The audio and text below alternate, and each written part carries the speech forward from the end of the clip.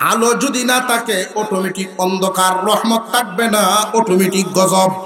গজবের কাজ যখন শুরু হয়ে যায়, গজব নাজিল হয়, গানে জমিন নাপাক হয়, গানে সৃষ্টি কষ্ট পায়, মাখলুক গুলো কষ্ট পায়, ফেরেশতারা কষ্ট পান, আল্লাহ নারাজ হন। আর ওয়াজে এর বিপরীত, সবগুলো কল্যাণ। গাছের পাতাগুলো পর্যন্ত এই আওয়াজে তারা সন্তুষ্ট, নড়াচড়া করে সন্তুষ্ট থাকে, ফেরেশতারা ঘোরাঘুরি করে, আল্লাহর সন্তুষ্টি হাসিল হয়, ওই এলাকায় রহমত নাজিল হয়। তোমরা যারা ঈমানদার, কান পেতে শুনো, তোমরা সত্যিকার পরিপূর্ণভাবে ইসলামের ভিতরে ঢুকিয়া যাও, পরিপূর্ণভাবে ইসলামের ভিতরে ঢুকিয়া যাও। এই কথাটা বলার উদ্দেশ্য হলো, অনেক মানুষ আছে মুখে ঢুকছে, কর্মে ঢুকছে না। আরো জোরে কর। মুখে ঠিকই আছে মুসলমান, কিন্তু কর্মে শুরু করে নাই। আল্লাহ পাক রব্বুল আলামিন বলেন, ঈমানদারেরা পরিপূর্ণভাবে ইসলামের ভিতরে দাখিল হও, ইসলামের ভিতরে ঢুকিয়া যাও। ওয়ালা তাত্তাবিউ খুতুওয়াতিশ শাইতান, শয়তানের অনুসরণ করিও না। শয়তান তোমাদেরকে ওই আগের কুসংস্কারের মধ্যে ডুবায়া রাখতে চাইব। শয়তান তোমাদেরকে বেদাত পথে চলাইতে চাইব, নিষিদ্ধ পথে চলাইতে চাইব। শয়তান মানুষের প্রকাশ্য শত্রু। আর যারা গাফেল দুনিয়াদার, মনে যা চায় তাই করে, আল্লাহর কথা ভাবে না, আল্লাহ খুশি না বেজার এই চিন্তা তার নাই, সাবধান, আপনি ওই দলের সাথী হবেন না। মদিনায় যে এলাকায় আল্লাহর রাসূল মুসলমানদেরকে নিয়ে বসবাস করতেন, সেই এলাকার কুয়াটার মালিক হলো একজন ইহুদি। এই ইহুদি ঘোষণা দিছে, কোন মুসলমান যেন আমার কুয়া থেকে পানি না নেয়। হুজুর আকরাম সাল্লাল্লাহু আলাইহি ওয়াসাল্লাম মনক্ষুণ্ণ, মনটা খুব খারাপ। আবু বকর সিদ্দিক রাদিয়াল্লাহু তাআলা আনহু আয়েশাই বলেন, রাসূলুল্লাহ, ইয়া রাসূলুল্লাহ, ইয়া হাবিবাল্লাহ, আপনার চেহারা মলিন, আমি আবু বকর সহ্য করতে পারি না। নবীজি কোনো কথাই বলেন না। উমর আসছেন, ওগো নবীজি, কোন মুনাফিক আপনারে কষ্ট দিছে, কোন কাফের আপনাকে কষ্ট দিছে নি, নামটা বলেন, ঘাট থেকে তার মাথাটা আলাদা করে দিন। নবীজি কোনো কথাই বলেন না। আলী আসলেন, তাও বলেন না। উসমান আইছে, ওগো আল্লাহর পয়গম্বর, আপনার চেহারায় হাসি ফুটানোর জন্য যদি এই গোলামের কিছু করা লাগে, করার থাকে, তাহলে বলেন, কেন মন খারাপ? আল্লাহর পয়গম্বর বলেন, উসমান রে, আমার কাছে এই মুহূর্তে মাল নাই। কুয়ার মালিক ইহুদি মুসলমানদেরকে নিষেধ করছে কুয়ার পানি আনার জন্য। রে উসমান, যদি আমার কাছে এই মুহূর্তে টাকা থাকতো, কুয়াটা আমি কিনে নিতাম। তোমার যদি সামর্থ্যে কুলায়, এই কুয়াটা কিনে দিতে পারবানি। আল্লাহর রাসূলের অনুমতি নিয়ে উসমান এমন এক দৌড় দিছিলেন ওই দিন, সবাই ধন দিয়া, সম্পদ দিয়া আল্লাহর সন্তুষ্টি কিনতে পারে না। আর এমন বান্দা আছেন, ধনী হওয়ার পরেও তার পুরা সম্পদ দিয়া আল্লাহর সন্তুষ্টি খরিদ করে। ছোট বাচ্চারা যেভাবে দৌড় দেয়, বড় মানুষে কিভাবে দৌড় দিব, ওয়াইট ওজনের একটা ব্যাপার আছে।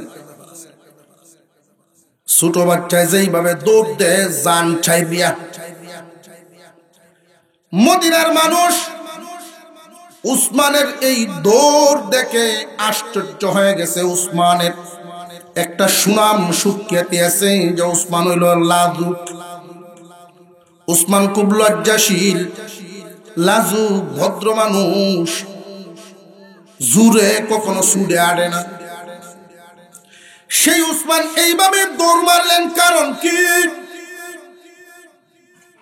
এক দৌড় দিয়া ইহুদির বাড়ির সামনে গিয়া চিৎকার শুরু করছেন, ইহুদি বাড়িতে, ও ভাই জলদি বেরো। উনি বাহির হলেন, কি ব্যাপার উসমান, আমার বাড়ির সামনে, কারণটাকে জরুরি তলব। ভাইরে, তোমার যে একটা কুয়া আছে, এই কুয়াটা এই মুহূর্তে আমার বড় দরকার, আমার কাছে বেচো। মূল্য যা লাগে আমি তাই দেব, তবে কুয়া আমার দরকার। তখনকার সময়ে 1 থেকে সর্বোচ্চ 3টা খেজুর গাছ কিনতে যেই পরিমাণ পয়সা লাগে, ওই খেজুর গাছ সম পরিমাণ মূল্যের দাম হইব কুয়া। সর্বোচ্চ না 10টা খেজুর গাছের দামই নিল, সরা দাম নিলে। যেই মাত্র ইহুদি শুনছে উসমানের দরকার, সে প্রস্তাব পেশ করে দিছে তার সামনে, উসমান, তোমার যে 300 খেজুর গাছের একটা বাগান আছে, আর সব বাগানে পানি দেওয়ার ব্যবস্থা থাকে না, পানি সেচ দেয়া হিচ্ছে পানি দেওয়ান লাগে। রে উসমান, তোমার যে ওই খালওয়ালা বাগানটা, যেখানে পানি সেচের ব্যবস্থা আছে, সরস বাগান, রে উসমান, 300 খেজুর গাছের বাগানটা যদি আমার নামে লিখে দাও, তাহলে এই কুয়াটা আমি তোমার নামে লিখে দিই। উসমান বলেন, কাগজ আনো। আমার কাগজ আমার কাছে আছে, তোমারটা লইয়া। আগে এরকম দলিলের অফিসে যাওয়া লাগতো না, প্রমাণাদি সাথে লইয়া এই সিস্টেম আছে। সাথে সাথে লেখালেখি হয়ে গেছে, 300 খেজুর গাছ, খালওয়ালা নহরওয়ালা বাগানটা লিখে দিয়ে দিছে কুয়ার বিনিময়ে, এবং বলতেছেন, ভাইরে, এই মুহূর্তে তুমি যদি আমার সমস্ত সম্পত্তি চাইতা, আমি তাও দিয়ে দিতাম। জুরে বলেন আল্লাহু আকবার। শুধু তাই না, শেষে উসমান বলেন, ইহুদি রে, আমার শেষ কথাটা শুনিয়ালো, আমি যে দৌড় এমনি দেই নাই, আল্লাহর পয়গম্বরের চেহারা মলিন দেখে আমি দৌড় দিছি। এই চেহারায় হাসি ফোটাতে হবে, রসুল যদি খুশি হন তো আমার মাওলা খুশি হবে। বিনিময়ে যদি তুমি আমার সমস্ত সম্পদ নিয়ে বলতা যে উসমান গনি আমার গোলাম হইতে হইব, আমি তা হইয়া যাইতাম। এই কাগজ নিয়ে রওনা দিলেন, নবীজির দরবারে গিয়া বলেন, ইয়া রাসূলুল্লাহ, কুয়া খরিদ করে নিয়ে আসছি, এই মুহূর্তে আপনার কদমে হাজির, পেশ করলাম, আমি আপনারে দিয়া দিলাম। আল্লাহর রাসূল বলেন, উসমান, মালদার যারা হয় বেশিরভাগই তো খারাপ হয়, খুব কম সংখ্যক লোক মালের কদর বুঝে। আল্লাহর দেওয়া মাল কেমনে ব্যবহার করা লাগবে কদর খুব কম মানুষই বুঝে।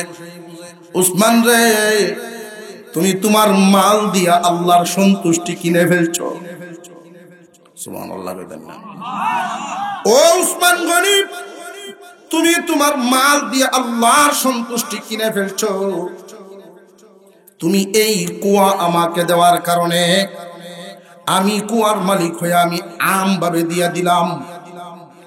ইচ্ছা করলে আমি এই মুহূর্তে মুহাম্মাদের ঘোষণা দিতে পারতাম, শুধু মুসলমানরা পানি খাইব, আর কেউ খাইতে পারবে না। কিন্তু ইসলাম এটা শিখায় না, আমি সবার জন্য উন্মুক্ত করে দিলাম।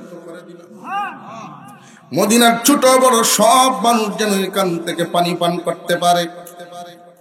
সুসংবাদ শুনো উসমান, কিয়ামতের কঠিন ময়দানে মহান আল্লাহ আমাকে একটা হাউজে কাউসার দিবেন। এই হাউজে কাউসারের নিকটেই তোমাকেও একটা ছোট্ট কুয়ার মালিক আল্লাহ বানাইবে।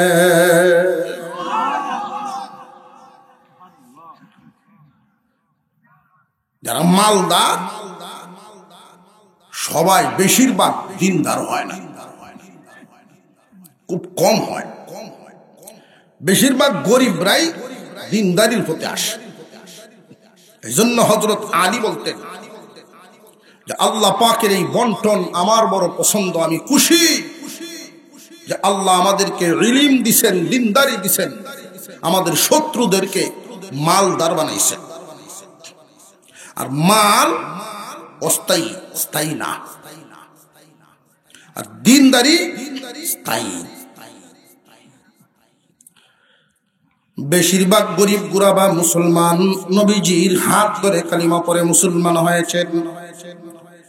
কাফের কুফার মুশরিক বেঈমানেরা কালিমার বিরোধিতা করে মক্কা নগরীতে, থামাইতে পারে না। তারা বিরোধিতা যত বেশি করে কালিমার গতি তত বাড়ে। আরো জোরে কোন সুবহানাল্লাহ। অবশেষে একদিন মক্কার নেতারা সিদ্ধান্ত নিল যে আমাদের ভিতরে এই বিরোধিতা রেখে লাভ নাই, একটা আপোষ মীমাংসায় যায়। যে দুই আয়াত আপনাদের সামনে তিলাওয়াত করেছি, এই দুই আয়াত যে আল্লাহ নাজিল করেছিলেন, আব্দুল্লাহ ইবনে আব্বাস রাদিয়াল্লাহু আনহু বলেন, আরবের নেতৃস্থানীয় লোকেরা নবীজি মুহাম্মদুর রাসূলুল্লাহর সামনে আসছে সাল্লাল্লাহু আলাইহি ওয়াসাল্লাম। মুহাম্মদ, তুমি আমাদের কারোর ভাতিজা, কারোর ভাই, আমাদের সকলের প্রিয়। তুমি আল আমিন উপাধি পর্যন্ত আমরা তোমারে দিছি। আল আমিন যে উপাধি, এটা প্রথমে কাফেররাই দিছে। উনি সত্যবাদী, 40 বছর পর্যন্ত আল আমিন হিসেবে ডাকছে। বিশ্বস্ত এমন নীতিবান লোক মক্কায় নাই। যেই দিন থেকে লা ইলাহা ইল্লাল্লাহ বলা শুরু করছেন, এই দিন থেকে আর আল আমিন রয়েছে না। কথা বুঝে আসতেছে? তুমি আমরা কারোর ভাতিজা, কারোর ভাই, দ্বন্দ্ব রেখে লাভ নাই। আমরার বাপ দাদার ধর্মটা হোক, তুমি যেটা শুরু করছো এটাও চলো। আপোষ করতে আসছে। কি হত? মূর্তিও খুশিত হোক, তোমার আল্লাহ খুশিত হোক। লো, এরকম একটা হত। আল্লাহর রাসূল বলেন, মূর্তি কেমনে খুশি হইব? এর ভিতরে তো রূহ নাই, মাটির একটা সাক্কা। খুশিবাসীর তো কিছু নাই, ও কিছু। তুমি কো ও কিছু, আমরা তো আর ও কিছু কই না। মূর্তিরে আমরা বড় ভালোবাসি। তারা ভালোবাসতো না। এই মূর্তির নাম মাঝে মাঝে নাম পরিবর্তন হয়ে ভাস্কর্যও রাখা হয়। বুঝে আসতেছে? আর এ নিয়ে বাংলাদেশে এত আন্দোলন হয়েছে, কিছু নামদারি মুসলমান মূর্তির পক্ষে অবস্থান নিচ্ছে। এখনো পর্যন্ত বিভিন্ন পূজা মণ্ডপে তারারে ভাবা যায়। বুডের লেগে যাও, খাতিরেই যাও, অনুষ্ঠানে গিয়ে হাজির হচ্ছে। আল্লাহকে বেজার করে বন্ধু খুশি করা, আল্লাহকে বেজার করে বুটের আশা করা, এটা ইমানদারের কাজ হতে পারে না, ফাসিক কাফেরদের কাজ। হুজুর আকরাম সাল্লাল্লাহু আলাইহি ওয়াসাল্লামের কাছে প্রস্তাব দিল তারা, মুহাম্মদ, তোমার আল্লাহর ইবাদত 1 বছর মক্কা নগরীতে কাবা ঘরের আশেপাশে আমরা সবাই মিলে করব, আর পরের বছর তোমার অনুসারী যারা আছে তারা সহ আমরা মূর্তির পূজায় কাটাইব। মিললে যাও না। কোন এক গ্রামে যুবকরা চাইতেছে যে আমরা একটা ওয়াজ করাইতাম, বেশিরভাগ যুবকরা ওয়াজ করাইতো, যুব সমাজের ওয়াজ হয় না। পুরানা কয়টা তেন্দর মুরব্বী, কি দর তেন্দর, তেন্দর শয়তানে ধরা, এইটে কয় ওয়াজ তো গায়ে গায়ে ওইটি আছে, আমরা অন্য কিস্তা করি। অন্য কিস্তা কোনটা? কয়েকজন ফুলাফান বংশের কাতিরে, সম্পর্কের কাতিরে কয়েকজন যুব হোক গিয়ে পড়ে কাগজের আসা। অন্য কিস্তা কোনটা? যা আমরা যখন তোরার বয়সের কত নাটক যাত্রাবাত্রা কত কিছু করছি, তখন তোরা কি কিতা হিকতাছস দুনিয়াদারি বলে আইন ওয়াজ করে নি কিতা হয় ওয়াজে কি হেদায়েত হয়? যে কইতেছে কি হেদায়েত হয় তার মতো লোকের হেদায়েত কবলে নেই, কারণ সে এই ওয়াজগুলো শোনার সময় হেদায়েতের নিয়তে শুনেই না।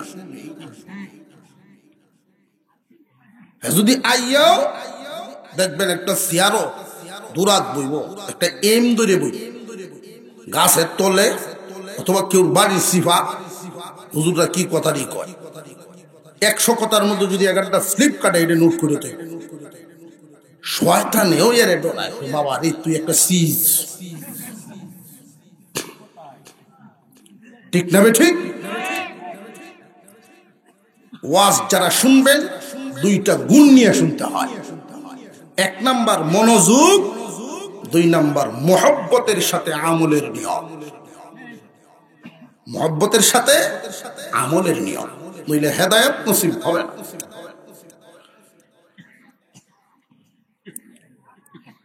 যুবকরা রাজি ওয়াজ করাইতো, তেন্দর বুড়া 2-4 যুবক লইয়া হেরা কয় গান করাইতো।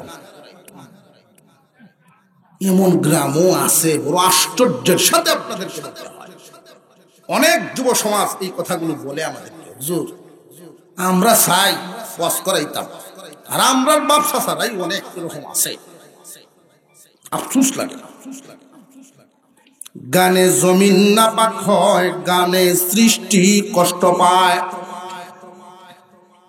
মাখলুক গুলো কষ্ট পায়, ফেরেশতারা কষ্ট পান, আল্লাহ নারাজ হন।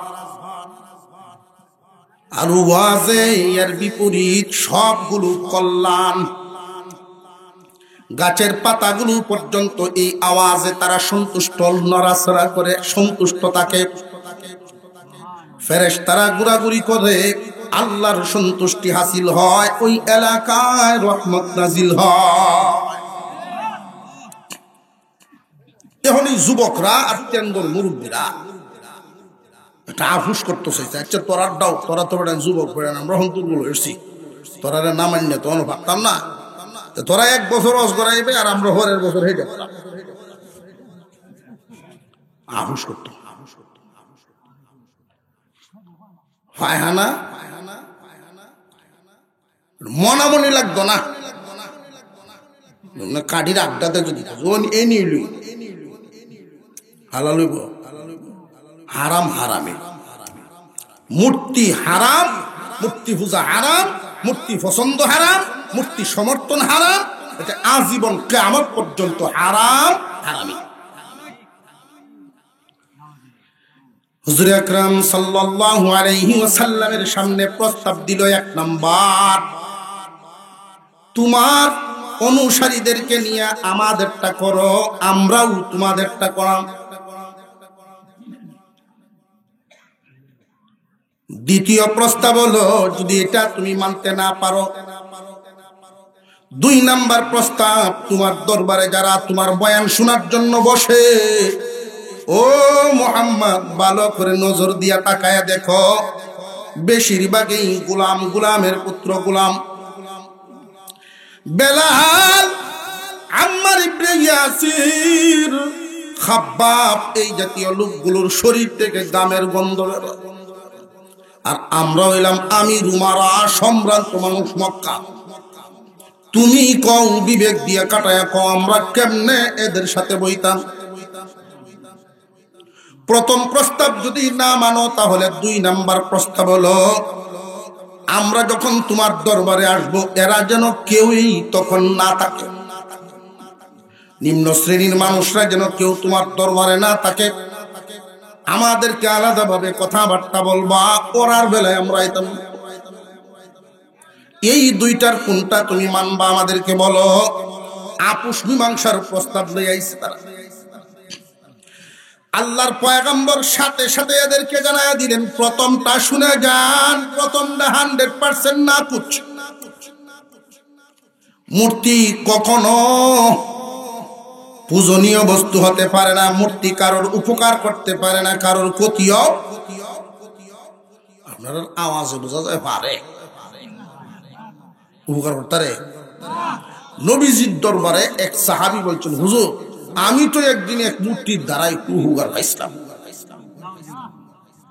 নবীজির সাহাবী বলতেছে, সরল সহজ সাহাবী। আল্লাহর রাসূল বলেন তুমি দাঁড়াও, তুমি দাঁড়াও, তোমার এই কথাটা যদি প্রকাশ না হয় অনেকের ভিতরে দ্বন্দ্ব থেকে যাবে, না জানি কি উপকার পায়। তোমার ভিতরের কথা খুললে বলো তো শুনি। হুজুর আমি যখন কালিমা গ্রহণ করি নাই আমিও মূর্তি পছন্দ করতাম, তোর একটা ছোট মূর্তি বানায় যাতে সাথে রাখুন যায়, এই হিসাবে আমি আটা দিয়া রুটিটা মূর্তিটা বানাইছি। কি দিয়া? আটা দিয়া। এটাতে কালার করছি, করে শুকায়া ব্যাগের ভিতরে রাখি, কোন জায়গা গেলেও সাথে লইয়া যাই, রাত্রে ঘুমাইলেও মাথার দ্বারা ধুইয়া ঘুমাই। হুজুর একদিন মরুভূমির পথে রওনা দিছি, বিশাল মরু প্রান্তর পাড়ি দিতেছি, নাই কোনো গ্রাম, নাই কোনো পরিচিত মানুষ, কোনো দোকানপাট কিচ্ছু নাই। চলতে চলতে এত ক্ষুধার্ত হইছি আর ভাওয়ার চলতেছে না হুজুর। অবশেষে হঠাৎ মনে হইছে খাওয়ানোর মতো একটা বস্তু তো এখানে আছে, এই মূর্তি আমি এদিন খাইয়াছি। খায়া আমি কোন রকম ফাউডি সুজা হরিয়ার করে আমি নিরাপদে বুঝছি। এই দিন বুঝছি এই মূর্তির দ্বারা আমার একটু উপকার হয়েছে। আল্লাহর রাসূল বলেন যে তোমার যে উপকারের কথা বলছো এই উপকার মূর্তির দ্বারা হয় নাই, আটার দ্বারা হয়েছে। কি এর দ্বারা? এটা যদি বালু দিয়ে বানাইলো তো, আর ভাতর দিয়ে বানাইলো দাঁত ভাঙলো, ঠিক না বে ঠিক? কোন মূর্তি কারোর কল্যাণ অকল্যাণ উপকার নিজের উপকারই তো করতে হয়। জোরে কর। হুজুর আকরাম সাল্লাল্লাহু আলাইহি ওয়াসাল্লাম প্রথমটা নাকুচ করে দিলেন, না না এই আপোষ চলবে না। 2 নাম্বার যেই প্রস্তাব দিলেন যে আমরা যখন তোমার দরবারে আসবো ওরা কেউ থাকতে, এটা নিয়ে নবীজি ভাবতেছেন দেখি আল্লাহর পক্ষ থেকে কোনো সিদ্ধান্ত আসে কিনা। উনি কেন ভাবতেছিলেন যে মক্কা নগরীতে ওরা হইল আমির উমারা, ওরা যদি দিন গ্রহণ করে নেয় ইসলামের জন্য অনেক শক্তির ব্যবস্থা হবে, ইসলামের কল্যাণের জন্য নবীজি মনে মনে ভাবতেছেন, আল্লাহর রায়ের অপেক্ষা করতেছেন। দেখি আল্লাহ পাক রব্বুল আলামিন কি ফয়সালা পাঠান। প্রথমটা তো নাকুচ, মূর্তির সামনে মাথা নত কখনো চলবে না। সকল নবীগণ মূর্তির বিরুদ্ধে দাওয়াত দিছে। দ্বিতীয় প্রস্তাবটার জন্য অপেক্ষা করতেছিলেন। আমি এই 2খানা আয়াত নিয়া আল্লাহর পয়গম্বরের সামনে হাজির। আর জোরে কোন সুবহানাল্লাহ। واصبر نفسك مع الذين يدعون ربهم بالغداة والعشي يريدون وجهه ولا تعد عيناك عنهم। ও দোস্ত আমার, মক্কার লিডারেরা যেই প্রস্তাব দিল প্রথমটা তো নাকুচ করেছেন, আমি আল্লাহ খুশি হয়ে গেছি। দ্বিতীয়টার জন্য আপনি ভাবতেছেন এই জন্য আমি আয়াত নাজিল করলাম, আপনি এদের কথা কানে নিবেন না। আপনি আপনার মনোযোগ, আপনার নজর ওই মানুষগুলোর দিকে রাখেন যারা সকাল সন্ধ্যায় আল্লাহর সন্তুষ্টি ভাবনের জন্য পাগল। দুনিয়ার সৌন্দর্যকে আপনি পছন্দ করেন নাকি? তুরিদু জিনাতাল হায়াতিদ দুনিয়া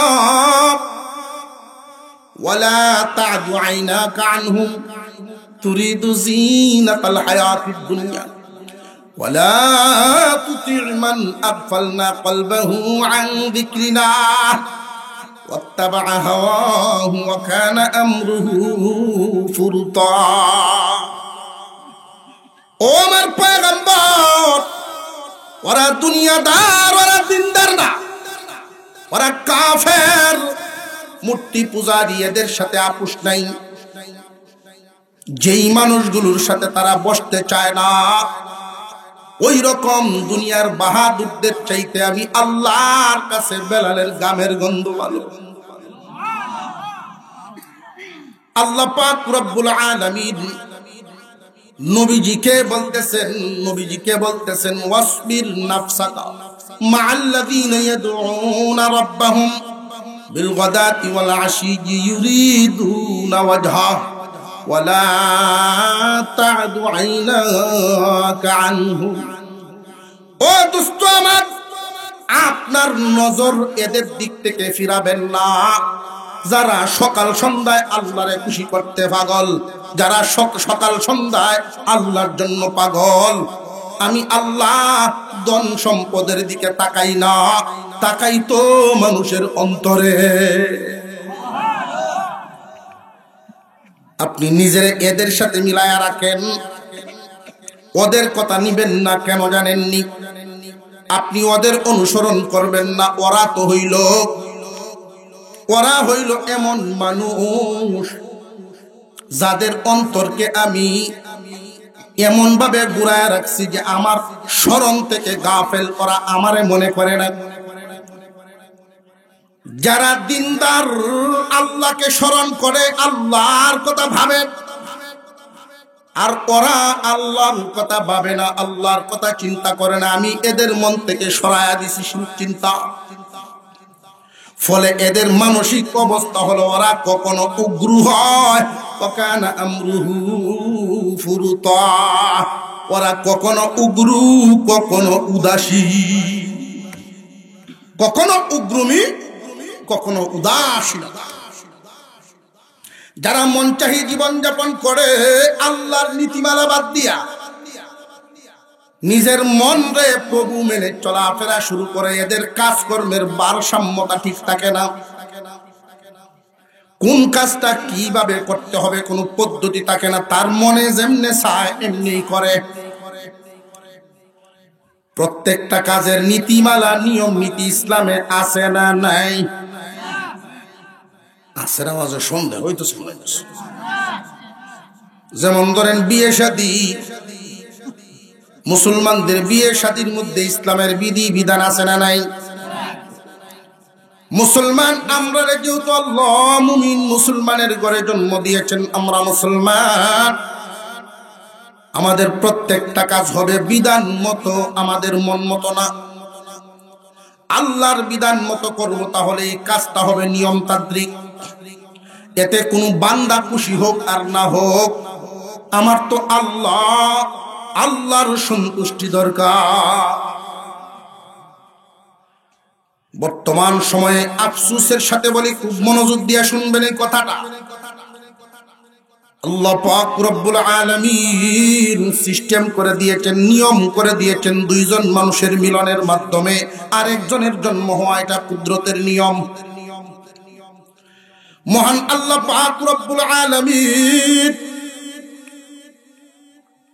দুইজন মানুষের মিলনের মাধ্যমে আরেকজনের জন্ম দেন, এটা হলো মাওলার কুদরতের নিয়ম, এটা আদতুল্লাহ নিয়ম। এই দুইজন মানুষের যে বিয়ে হবে ইসলামী শরীয়তের বিধি বিধান নীতিমালা আছে না নাই? একজন মুসলমান এই নীতিমালা অনুযায়ী যদি বিয়ে শাদীর কাজটা শেষ করে আল্লাহর রহমত প্রাপ্ত হইব। আল্লাহর রহমত যদি নাজিল হয় এই দুইজনের মধ্যে জীবন যাপন করার সময় এদের রুজি রোজগারে আল্লাহ বরকত দিবেন, অভাব অনটন দূর করবেন, নেক সন্তান দান করবেন। যেই বিয়েতে খরচ কম এই বিয়েতে বরকত বেশি। কিন্তু বর্তমান সময়ে দেখা যায় আমরা নামদারি কিছু মুসলমান আছি, নামদারি হুজুর কইলেন দেখে তো আমরা নামদারি খেলে, যে একদল হইল নামে মুসলমান আর একদলে সত্যিকারের মুসলমান। যারা সত্যিকারের মুসলমান নিজের মতে কিছুই করতো না, বিধান মতে করব। যদিও সংখ্যায় কম, বুঝে শুনে চিন্তা ভাবনা করে আপনি হিসাবটা মিলাইবেন। সংখ্যায় সমাজে যদিও কম, সত্যিকারের মুসলমান নিজের মতকে কখনোই গ্রহণ করবে না। আল্লাহ পাক রব্বুল আলামিন বুলায়া দিলেন পরের আয়াতে, ও দোস্ত আমার, এদের কথা আপনি মানবেন না, শুধু আমার বিধানগুলো শোনায়া দেন, আমার কথাটা শুধু এদেরকে শোনায়া দেন। وَقُلِ الْحَقُّ مِنْ رَبِّكُمْ فَمَنْ شَاءَ فَلْيُؤْمِنْ وَمَنْ شَاءَ فَلْيَكْفُرْ। ও দুনিয়ার মানুষ শুনিয়া রাখো, সমস্ত মানুষেরা শুনিয়া রাখো, সমস্ত মানুষেরা শুনিয়া রাখো। আল্লাহর পক্ষ থেকে বিধান চলে এসেছে, আল্লাহর পক্ষ থেকে নীতিমালা দেওয়া হয়েছে। যার মনে চায় গ্রহণ করো, যার মনে চায় না গ্রহণ করো। তবে জানিয়া রাখবা, যারা গ্রহণ করবা না অথবা যারা গ্রহণ করিয়াও মানবা না, এক দলে ইসলাম গ্রহণ করছেই না, আর এক দলে গ্রহণ করছে পালন করে না। কথা বুঝে আসতেছে? আমি না বুঝাইতাম পারতাছি না আপনারা, একটু হুহা জবাব দিন যে আমার সাথে। একদল মানুষে গ্রহণই করছে না, আর এক দলে গ্রহণ করিয়াও পালন করে না। আল্লাহ পাক রব্বুল আলামিন উভয় দলের ক্ষেত্রে ঘোষণা দেন, ওরা জালেম। কি? আল্লাহর বিধান গ্রহণই করছে না, ওরা এক নাম্বারের জালেম। যারা গ্রহণ করছে করিয়াই এখন পালন করে না, ওরা হইল তাদের পিছনের কাতারের জালেম। জালেম কেন বললেন আল্লাহ পাক?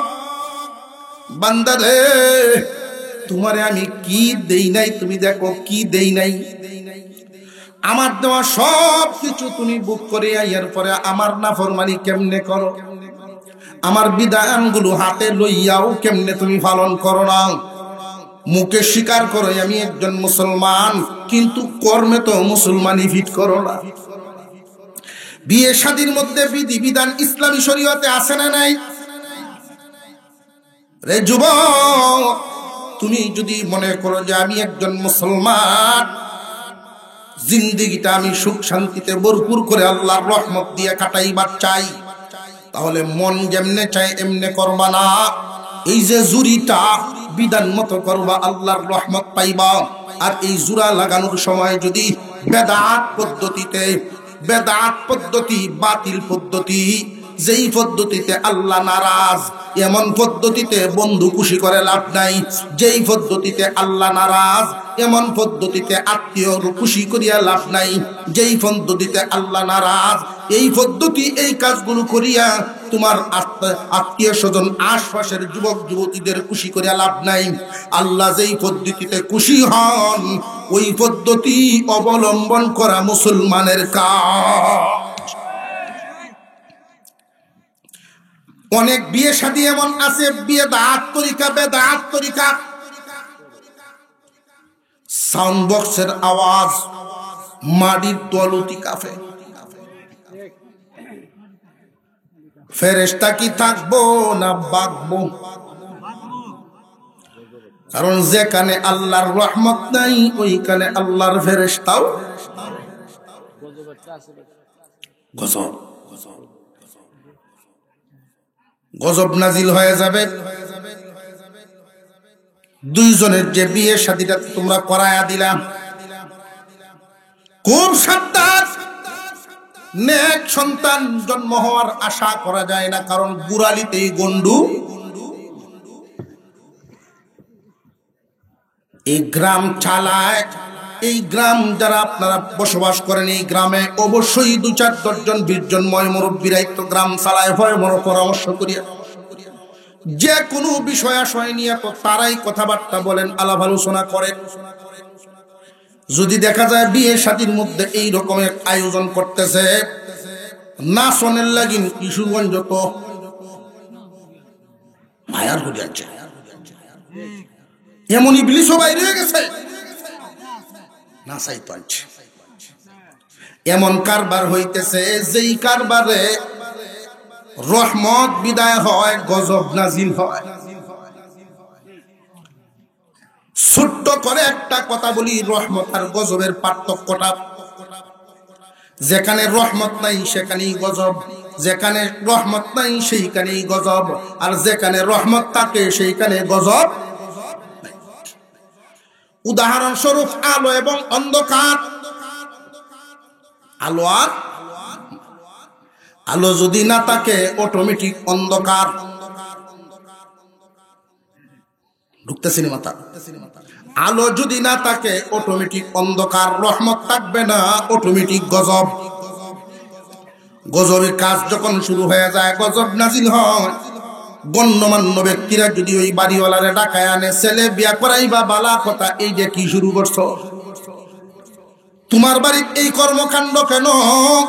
আমরা মুসলমান, আমাদের কিছু নিয়ম নীতি তো মানিয়া চলতে হবে। আমাদের পূর্বপুরুষরা কে কি করিয়া গেছেন, এইগুলো তো আমাদের মানার দায়িত্ব না, মানার ব্যাপার না। আমাদের বিধি বিধান মানা হইল আমাদের দায়িত্ব। এলাক পার্সন ময় মুরব্বী যারা, তারা যদি উদ্যোগ নেয়, সহজে একটা কাজ বাস্তবায়ন করা সম্ভব। অথচ যারা দায়িত্বশীল তারার বাড়িতে আরম্ভ, যদি কেউ বাধা দেয় যে তোর যদি বালা না লাগে তুই তোর বাড়ির থাক, আমার বিয়া তো লাগবে না তোর, এমন কথাও কয়। কি পরিমাণ মহব্বত তার ভিতরে ঢুকছে, বাস না তার বাগানে গায়ে হলুদ করণ। বিয়ে শাদীর বরকত নষ্ট হয়ে গেল। সুসন্তানের আশা তোমরা করতে পারো না, খুব সাবধান। এটা একটা দিক তুলে ধরলাম, একটা দিক। প্রত্যেকটা সেক্টরে মুসলমানের বিধি বিধান আছে না নাই? আল্লাহ এক আয়াতে ডাক দিয়ে বলেন, ও ঈমানদাররা, ইয়া আইয়ুহাল্লাযীনা আমানু দুখুলু ফিস সিলমি কাফা ওয়া লা তাত্তাবিউ খুতুওয়াতিশ শাইতান ইন্নাহু লাকুম আদুউম মুবিন। মুসলমান ভাইরা আমার, আল্লাহ পাক রব্বুল আলামিন বলেন, ও ঈমানদারেরা, তোমরা যারা ঈমানদার, কান পেতে শুনো, তোমরা সত্যিকার পরিপূর্ণভাবে ইসলামের ভিতরে ঢুকিয়া যাও, পরিপূর্ণভাবে ইসলামের ভিতরে ঢুকিয়া যাও। এই কথাটা বলার উদ্দেশ্য হলো, অনেক মানুষ আছে মুখে ঢুকছে, কর্মে ঢুকছে না। আরো জোরে কর। মুখে ঠিকই আছে মুসলমান, কিন্তু কর্মে শুরু করে নাই। আল্লাহ পাক রব্বুল আলামিন বলেন, ঈমানদারেরা, পরিপূর্ণভাবে ইসলামের ভিতরে দাখিল হও, ইসলামের ভিতরে ঢুকিয়া যাও। ওয়ালা তাত্তাবিউ খুতুওয়াতিশ শাইতান, শয়তানের অনুসরণ করিও না। শয়তান তোমাদেরকে ওই আগের কুসংস্কারের মধ্যে ডুবায়া রাখতে চাইব। শয়তান তোমাদেরকে বেদাত পথে চলাইতে চাইব, নিষিদ্ধ পথে চলাইতে চাইব। শয়তান মানুষের প্রকাশ্য শত্রু। মুসলমান ভাইরা, ইসলামের বিধিবিধান যারা মেনে চলবে, হোক গরিব, মনে একটা তৃপ্তি পাবে। দল দুইটা, বাক করতে আইসেন যারা নবীজির কাছে। আল্লাহ বলেন, দোস্ত আমার, ও দোস্ত, আপনি নিজেকে মিলায়া রাখেন ওই দলের সাথে যারা সকাল সন্ধ্যায় আল্লাহর সন্তুষ্টি পাওয়ার জন্য পাগল। আল্লাহওয়ালা দুনিয়াওয়ালা দুই দল কখনো সমান হইতে, আর হুজুরে গণ আল্লাহওয়ালা গণ মানুষের অন্তরে বাদশাহী করে, আর দুনিয়াদারেরা সমাজে বাদশাহী করে। আর আল্লাহওয়ালা গলের যে বাদশাহীটা, এটার সাথে দুনিয়ার বাদশাহীর তুলনা হতে পারে না। আল্লাহওয়ালা গলের কি বাদশাহী? যাদের প্রতি আল্লাহ খুশি, এদেরকে মানুষ কি সম্মান দেয়, আর যারা দুনিয়াদার সম্মানী, এদেরকে কি সম্মান দেয়? পার্থক্যটা হইল, পার্থক্য মন থেকে আর জবান থেকে। যারা সত্যি আল্লাহওয়ালার দল, হোক গরিব, একজন মানুষ তাকে সম্মান দিবে, তার একটু সেবা করতে পারলে মানুষ খুশি হইব। আর যারা দুনিয়াদার, এদেরকে সামনে ভাইলে সালাম আলী, পিছিয়ে দেখো এর মতো একটা বাট পা, ঠিক না ঠিক, পিছিয়ে সালাম।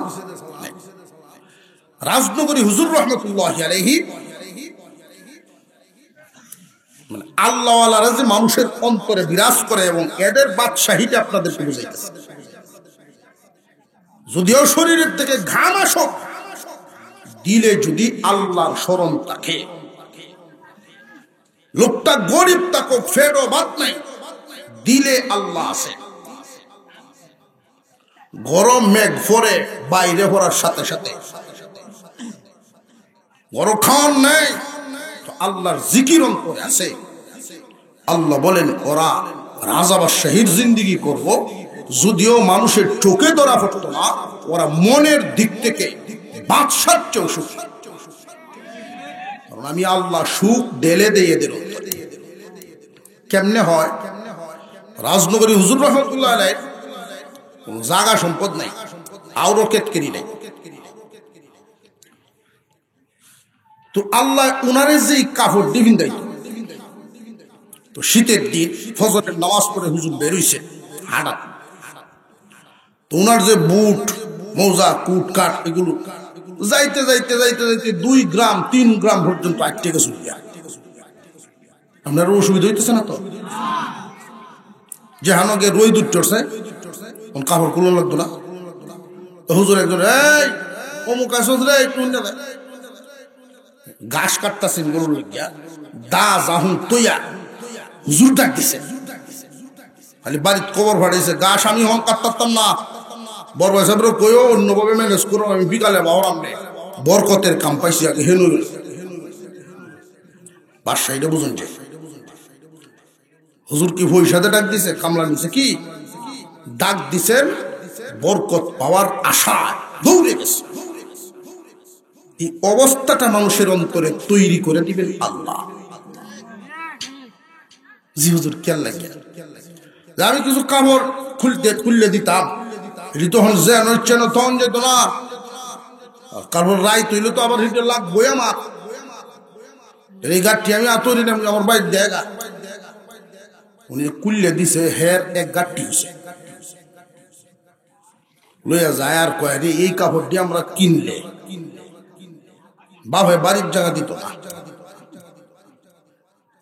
আরামায়েশ সুখ শান্তি এটাই এক জিনিস, আর দুনিয়ার সম্পদ এটাই আরেক জিনিস। ফজরের নামাজ পড়ে হুজুর আরেকদিন বেরিয়েছে সবাই। তো শীতকালে তো খাল নদী ছোট ছোট, আমরা আঞ্চলিক যে পানি কমে থাকে না, আডু পানি, এই জায়গাটার মধ্যে ঠেলা জাল দিয়ে মাছ মারতেছে আরেক বেড়ায়। হুজুর ডাক দিছে, আমি এই জায়গাটা ভালো কিভাবে সুট মুট মোজা মজা এটা কুলাম কিবা, আমার একটু কুল ব্যবহার করে দেয়।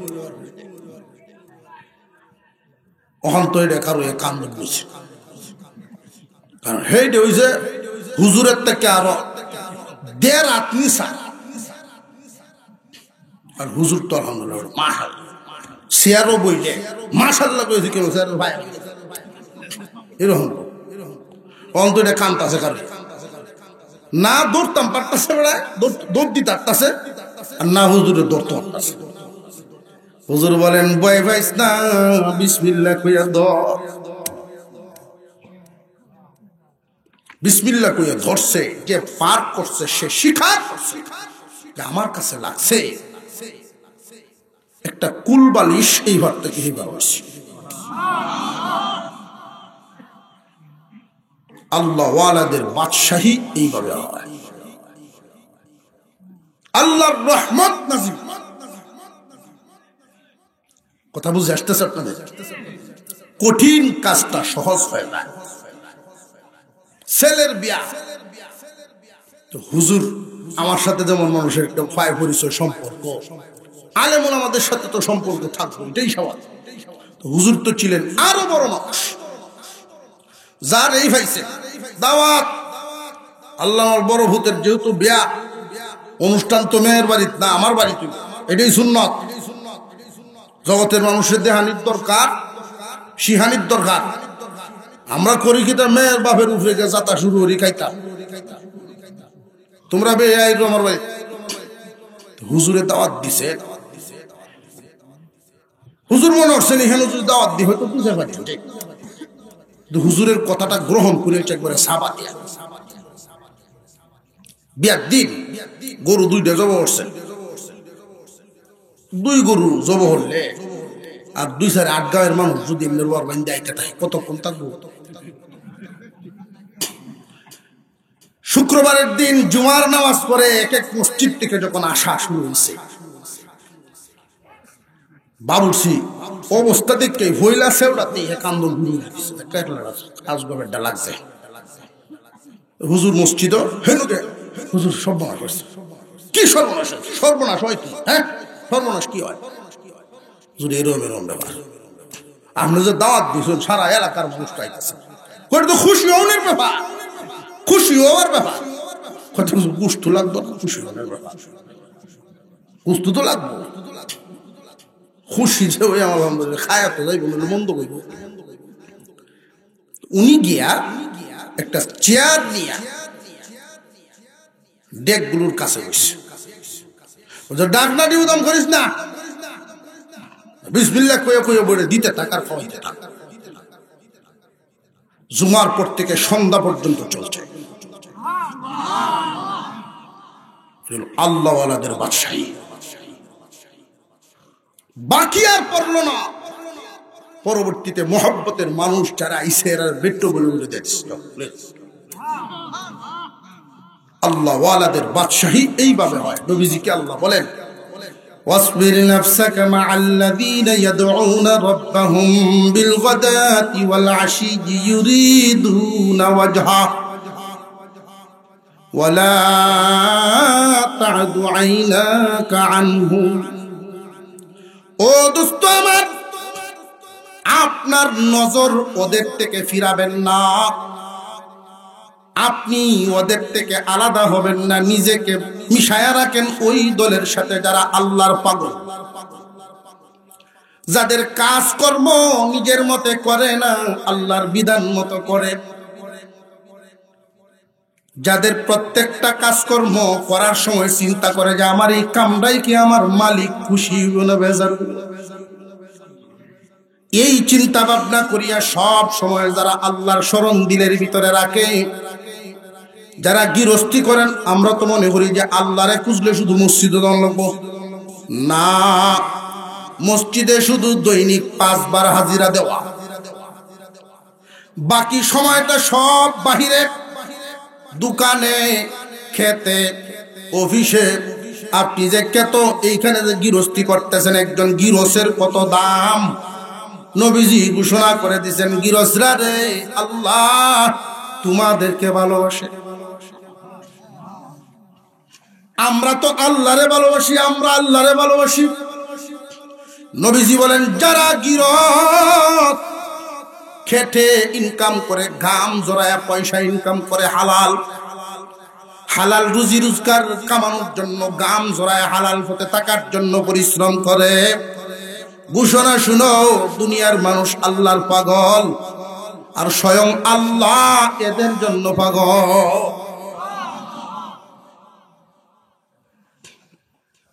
একজন গিরস মানুষ কিয়ামতের দিন যখন আল্লাহর সামনে দাঁড়াবে, বিশাল এক নেকির টাল, দান খয়রাত সদকার নেকি তার আমল নামার সামনে হাজির। আল্লাহ বলবেন, ফেরেশতারা দিয়ে আমার এই বান্দারে এই নেকির বোঝাটা দেখাইয়া তার আমল নামার সাথে মিশাইয়া দে। বান্দায় কান বর কইব, আল্লাহ এইগুলো করতে গেল এটা তো আর আমি জানি না। বান্দারে, তুই যে ক্ষেত করতে, তোর ক্ষেতের দান কিছু ভরে থাকতো জমি, আর এই জমিনের দানটা খাইতো আমার আর এক সৃষ্টি পাখি কুল। এটার একটা সওয়াব আমি তোর আমল নামাত দিছি। অল্প হইছে রে, অল্প হইছে। যদি নিয়ত করিয়া গৃহস্থিটা করতে যে আমি আনার পরে যা থাকে আল্লাহর সৃষ্টিরায় খাইব, তাহলে এটার ওজন আমি আরো বাড়াইয়া দিতাম। গৃহস্থির মধ্যে আল্লাহর স্মরণ আছে না নাই? আইলটা ছাটার সময় যদি সে মনে মনে ভাবে আমি যদি একটু বেশি কাটতে লাই তাহলে গুণ হইব, এই যে মন, এইটাই আল্লাহর স্মরণ। আমি যে কাজটা করতেছি গরুটারে যদি জুড়ে বাড়ি দেই বেতা খাইব, আল্লাহ যদি গুসাওন, এটা আল্লাহর স্মরণ। যারা আল্লাহর স্মরণে তাকে সকালে সন্ধ্যায় সব সময় আল্লাহরে মনে করিয়া চলাফেরা করে, নবীজি গো আপনি নিজেরা এই দলের সাথী বানায়া রাখে। আর যারা গাফেল দুনিয়াদার, মনে যা চায় তাই করে, আল্লাহর কথা ভাবে না, আল্লাহ খুশি না বেজার এই চিন্তা তার নাই, সাবধান আপনি ওই দলের সাথী হবেন না। আমি এদের জন্য কি রাখছি জানেননি? ইন্না আ'তাদনা লিয-যালিমিনা নারা। একদল আল্লাহর নীতিমালা, কোরআনের নীতিমালা গ্রহণ করেই নাই, ওরা জালেম। আরেক দল জালেম, গ্রহণ করছে ঠিক কিন্তু পালন করে না। ইসলাম গ্রহণ করছে ঠিক, মুখে দাবি করে মুসলমান, কাজে কর্মে মুসলমানই নাই, আল্লাহর স্মরণ নাই। আল্লাহ বলেন এই জালেমদের জন্য আমি বানায়া রাখছি, আপনি শুনায়া দেন আমার বিধান যার মনে চায় গ্রহণ করব, যার মনে চায় না গ্রহণ করবে না। তবে জালেম যারা গ্রহণ করলো না, যারা গ্রহণ করিয়া পালন করলো না, যারা এরা জালেম, জালেমদের জন্য কি রাখছি তাও শুনায়া দেন। ইন্না আ'তাদনা লিয-যালিমিনা নারা আহাতা বিহিম সুরাদিকুহা ওয়া ইন ইস্তাগীথু ইউগাথু বিমাইন কাল মুহলি ইয়াশবিল ওয়ুজুহ বি'সাশ শারাবু ওয়া সাআত মুরতাফাকা। নিজের মর্জি মাফিক যারা জীবন যাপন করবে, মনে যা চায় তাই করে, আল্লাহর সন্তুষ্টি ও সন্তুষ্টির দিকে খেয়াল করে না, এরা জালেম। এই জালেমদের জন্য আমি একটা আগুন খানা বানায়া রাখছি। কি খানা? জাহান্নাম। আগুনের ব্যবস্থা আমি তাদের জন্য করিয়া রাখছি। আগুনের শিকাগুলো এদেরকে চতুর্দিক থেকে ঘিরে ফেলছে, চতুর্দিক থেকে ঘিরে ফেলছে। ওরা যখন পিপাসিত হয়ে আযাব বুক করতে করতে পানি চাইবো আমার কাছে, শুনে রাখেন আমি এদের জন্য নিকৃষ্টতম পানির ব্যবস্থা করে রাখছি। কি নিকৃষ্টতম? আগুনের তাপে যখন এদের দেহ গামতে থাকে, জায়গা থেকে রক্ত বাহির হয়ে এই রক্তটাও নিয়ে জমা, এই আক্রান্ত জায়গা যখন গলিয়া পচিয়া পুষ বাহির হবে, ঘাম রক্ত পুষ সব একত্রিত করিয়া আমি 1000 বছর জাল দেওয়ানির মতো করে গরম করাইব। 1000 বছর জাল দিলে যেই তাপ হইব, এইরকম গরম করাইয়া এদের জন্য তৈরি করে রাখছি। ওরা যখন পানি পানি করতে থাকবে, যারা আমার বিধান মানে নাই, আমার বিধান যারা মানে নাই, এদের জন্য এই শাস্তির ব্যবস্থায় জালেমদেরকে শাস্তি দিব। দুনিয়ার জমিনে লক্ষ্য করে দেখেন আল্লাহ আমাদেরকে কি দিয়েছেন আর আল্লাহরে আমরা কি দেই। একটা পানির বোতল কিনলেও 30 টাকা দেওয়া লাগে। যারে 30 টাকা দিলেন সে কি 1 ফুটা পানি বানাইতে পারবে? কোন বিজ্ঞানী 1 ফুটা পানি বানানোর ক্ষমতা রাখে না। তারা শুধু এই পানিটারে বোতলের ভিতরে ভরার ক্ষমতা রাখে। আল্লাহর দেওয়া মালটা বোতলের ভিতরে ভরার কারণে যদি 30 টাকা পায়, যিনি বানাইছেন তার বিল কত হইব? একদিন অক্সিজেন যদি ব্যবহার করো, অক্সিজেনের বিল আছে না নাই? এই অক্সিজেন তো তারা বানাই নাই, যারা বিল নিল তারা শুধু বোতলও ভরছে। যিনি বানাইছেন উনার বিল কত? আল্লাহ তোমারে দুনিয়ায় বাঁচায় রাখছেন, খাওয়াইছেন, পড়াইছেন, সব করাইছেন, তুমি আল্লাহর বিধান মানো নাই, মনের কথায় চলছো। এবার তুমি বুঝো, পানির জন্য যখন চিৎকার করতে থাকবে, তোমার এই নাপাক পানি, অপদস্থপূর্ণ, অপমানজনক, শাস্তিজনক পানি দেওয়া হবে। এই পানি যখন মুখে দেওয়া হবে, দগ্ধ হয়ে যাবে চেহারা, মুখের ভিতরে ঢুইকা পায়খানার রাস্তা দিয়ে বাহির হইব। খুব সাবধান। মন চাইলে ইসলাম গ্রহণ করো, মুখে না, মুখে গ্রহণ করো, কামে নাই তুমি জালেম। একদল অস্বীকার করছে,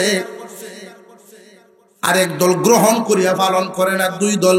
তবে 2 দল জালেমের বেশ কম রইল।